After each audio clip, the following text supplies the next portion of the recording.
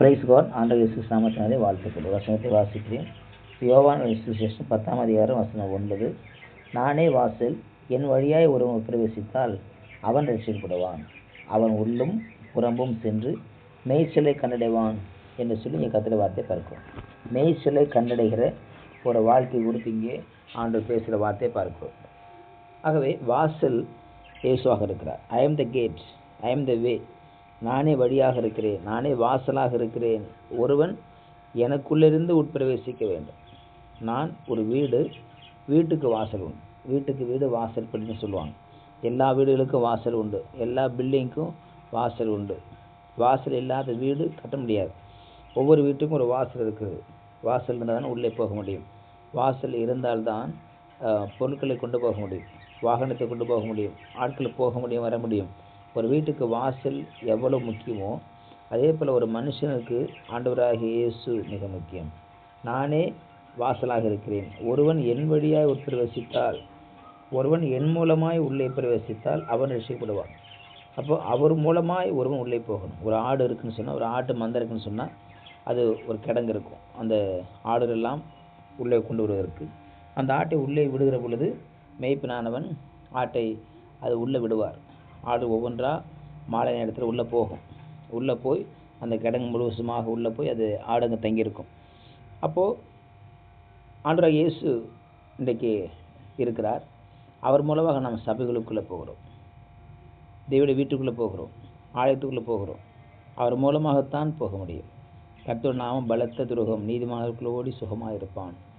ஆட்டு மந்தைக்குள்ளே அந்த இந்த ஆடுகளை போட்டு உள்ளே வைக்கிற அந்த இடத்துக்கு எந்த ஆடெல்லாம் போகிறதோ அங்கே பாதுகாப்பு உண்டு.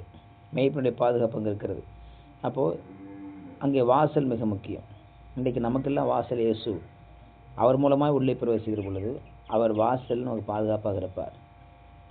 ஒரு ஆடு எப்படி அந்த உள்ள கிடங்குள்ளே போகிறதுக்கு முன்பதாக வாசல் வழியாக உள்ளே போகிற பொழுது பாதுகாப்பு இருக்கிறதோ, அதுக்கு எதிராக சிங்கம் வரலாம், கரடி வரலாம், ஆனால் பாதுகாப்பு உண்டு. காரணம், மேய்ப்பன் வாசல் நின்று கொண்டே இருப்பார். இன்றைக்கி நமக்கெல்லாம் வாசல் ஆண்டவராகிய இயேசுவாக இருக்கிறார். அவர் வழியாக உள் பிரவேசிக்கிற பொழுது, அவர் வழியாக உள்ளே போகிற பொழுது அங்கே நமக்கு மிகப்பெரிய பாதுகாப்பு இருக்கிறதை நான் பார்க்க முடியும். மிகப்பெரிய அரணாக இருக்கிறதை நான் பார்க்க முடியும். மிகப்பெரிய நம்பிக்கை இருக்கிறதை பார்க்க முடியும். என் வழியாக ஒருவன் பிரவேசித்தான்னு சொன்னால் அவன் ரட்சிக்கப்படுவான். அவனுக்கு மீட்பு உண்டு, அவனுக்கு ரட்சிப்பு உண்டு. அப்போ இயேசுவே ரட்சகர், அவரே ரட்சிப்பை கொடுக்கிறவர். வாசல் வழியாக பிரவேசித்தார். இயேசும் என வாசல், பரலோக வாசல். நானே வழியும், நானே சத்தியமும், நானே ஜீவனாக இருக்கிறேன். அவர்தான் வழி, அவர்தான் வாசல். அவருக்குள்ளாய் ஒருவன் பிரவேசிக்க வேண்டும். அவர் மூலமாய் ஒருவன் உள்ளே போக வேண்டும். வேறே வாசல் உண்டு. அந்த வழியாக போகிறவனுக்கு பாதுகாப்பு இல்லை, ரட்சிப்பு கிடையாது. அங்கே ஆபத்து உண்டு. ரட்சிப்பு என்றால் பாதுகாப்பு, ரட்சிப்பு என்றால் பாதுகாக்கிற காரியம். ஆக அதன் வழியாக உள் பிரவேசிக்கும்படியாக, இயேசு வழியாக உட்பிரவேசிக்கும்படியாக அவர் விரும்புகிறார்.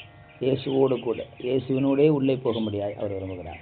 அப்போ இயேசு கிறிஸ்து இன்றைக்கு வாசலாக இருக்கிறார். நம்ம ஊழியத்துக்கு வாசல் அவர் தான், வீட்டுக்கு வாசல் அவர் தான், நம்முடைய வாழ்க்கைக்கு வாசல் அவர் தான், பிள்ளைகளுக்கு வாசல் அவர் தான். அவரே வாசலாக இருக்கிறார். அந்த வாசல் வழியாக நாம் போக வேண்டும். அப்படி போகிற பொழுது அங்கே திருடன் வர முடியாது, திருடன் வர முடியாது. காரணம், ஆண்டவர் இயேசு வாசலில் நமக்காய் பாதுகாவலாக இருப்பார். என் வழியாக ஒருத்தன் உள்ள பிரவேசித்தான்னு சொன்னால் அவன் உள்ளும் புறம்பும் மேய்ச்சலை அடைவான், மேய்ச்சலை கண்டடைவான், ஆசீர்வாதத்தை பெற்றுக்கொள்ளுவான், நன்மையை பெற்றுக்கொள்ளுவான். மேய்ச்சலை அடைகிற ஒரு வாழ்க்கை. இயேசு மாத்திரமே மேய்ச்சலை கொடுக்கிறதாக இருக்கிறார். புல்லுள்ள இடங்களில் மேய்த்து அமர்ந்த தண்ணீரை கொண்டு போய் விடுவேன்னு ஆண்டு சொல்கிறார்.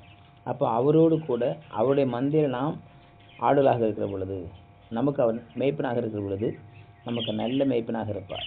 நல்ல மேய்ப்பனாக, வாசலாக, ஆடுகளுக்கு தீனி கொடுக்கிறவராக, ஆகாரம் கொடுக்கிறவராக ஒரு நல்ல மேய்ப்பனாக நடத்துவார்னு சொல்லி நாம் பார்க்கிறோம். ஆகவே இயேசு என்ற வாசல் வழியாய் நாம் உட்பிரவேசிக்க ஆயத்தமாக இருக்க வேண்டும். வேறே வழியாக உள்ளே போகிறவனுக்கு அழிவு உண்டு.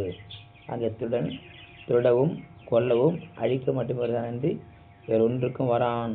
நானும் அவர்களுக்கு ஜீவன் உண்டாகவும் அது பரிபூர்ணப்பட வந்தேன் என்று இயேசு சொல்லுகிறார். அது ஜீவன் கொடுப்பது இயேசு, அதை பரிபூர்ணப்பட வைப்பது இயேசுவாக இருக்கிறார். ஆகவே நாம் வாசலாக இயேசு தெரிந்து கொள்ளுவோம். அவர் வாசல் நாம் பிரவேசிப்போம்.